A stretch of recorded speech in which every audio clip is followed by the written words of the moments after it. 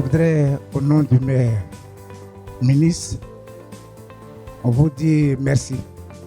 Merci de ce que vous avez choisi notre commune et tout particulièrement ce site qui abrite donc cette cérémonie.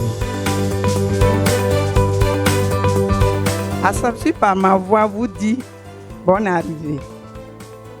Asapsu vous dit merci d'être venu, merci pour votre disponibilité. Merci surtout à la commune d'Atiokoubé qui nous a vu naître. Nous avons fait nos premiers pas avec les religieuses, avec la mairie, avec la population d'Atiokoubé. Aujourd'hui, la vie est devenue grande. Notre vision était d'être leader.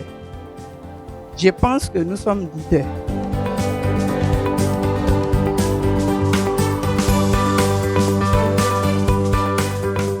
Dans la vie d'un homme, c'est quelqu'un qui est mûr. Déjà, donc la maturité déjà vous est donnée par le nombre d'années que vous avez fait au service de la santé.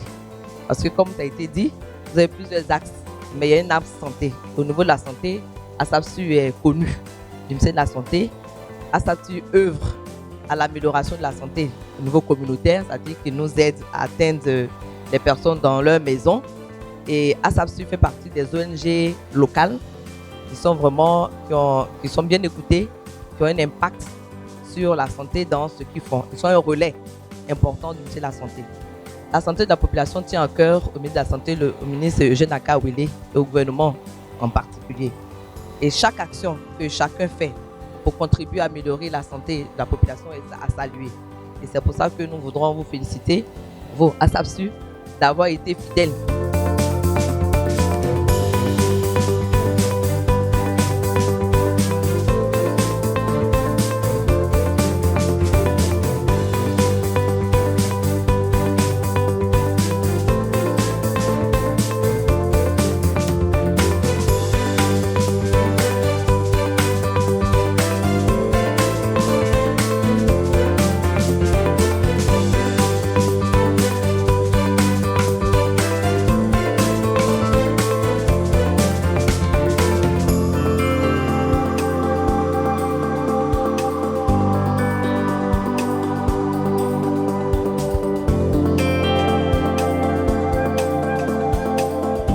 Je voulais ici et maintenant appeler Madame Koné Solange.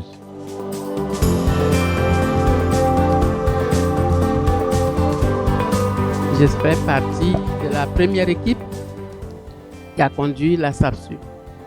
En son temps, j'étais une des plus jeunes. Mes aînés ne sont pas là. Personnellement, j'étais à l'INSP comme fonctionnaire. Et c'est de là que venaient les activités communautaires dans Atiokoubé, parce qu'en son temps, il n'y avait pas de structure sanitaire. On venait de façon bénévole, des médecins, des sociologues, des infirmiers, etc., une équipe pluridisciplinaire qui, après le travail, je dis bien aux jeunes, après le travail de 18 heures, nous descendions dans les quartiers pour apporter ce qu'on pouvait faire de façon bénévole. Et c'est comme ça que la SAPSU est née.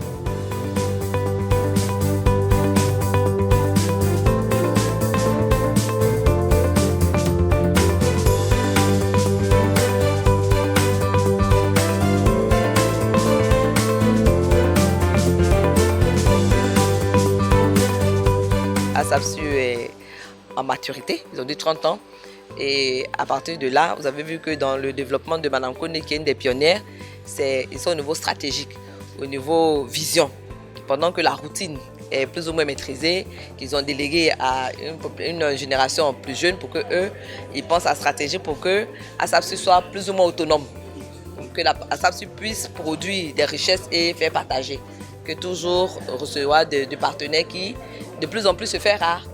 Et qu'après 30 ans, Asapsu continue de survivre et de faire le bonheur des populations de Côte d'Ivoire dans la santé, dans l'éducation, dans l'humanitaire, mais aussi dans le foncier. L'ONG Asapsu a été créée pour répondre à un besoin de manque d'infrastructures au niveau des quartiers à habitat précaire. Et donc l'Asapsu, depuis 1989, a vraiment œuvré à apporter l'information sanitaire sur le terrain. À un moment donné, il y a eu la guerre au Libéria, la guerre dans les Grands Lacs, la guerre un peu dans certaines localités. Et nos frères qui avaient trouvé refuge en Côte d'Ivoire, le ICR nous a demandé de les soutenir.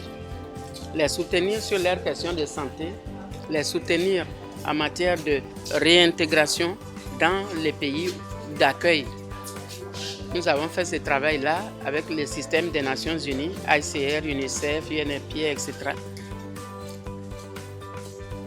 Plus de 25 ans. Ça nous a donné de l'expertise et nous a ouvert les voies sur d'autres sujets. Ce que nous avons vu ce matin dépasse grandement notre entendement parce que au départ, quand on entend ASAPSU, on voit le volet santé primaire et ça s'arrêtait là. Mais ce que nous avons vu aujourd'hui, avec les activités qui s'étendent jusqu'au patrimoine forestier, jusqu'au problème du foncier, vraiment ça nous émerveille, ça nous indique qu'on peut compter sur vous. Pour nous, c'est vraiment une fierté d'appartenir à cette ONG-là. On est là depuis la création de cette ONG et on a vu un peu son évolution. Comme dans la vie d'une personne, 30 ans, c'est petit, mais c'est beaucoup aussi. Et aujourd'hui, nous sommes fiers de montrer au monde entier notre dynamique et ce que nous savons faire aussi. Et comment la petite ONG ASAPSU qui a débuté à Tchekoubé est devenue une grande avec des antennes à l'intérieur du pays et aussi appartenir à beaucoup de fédérations nationales et internationales. 30 ans d'exercice, je pense que nous avons atteint la maturité. Et pour atteindre cette maturité, nous avons eu des gens qui nous ont accompagnés. Je leur dis vraiment merci.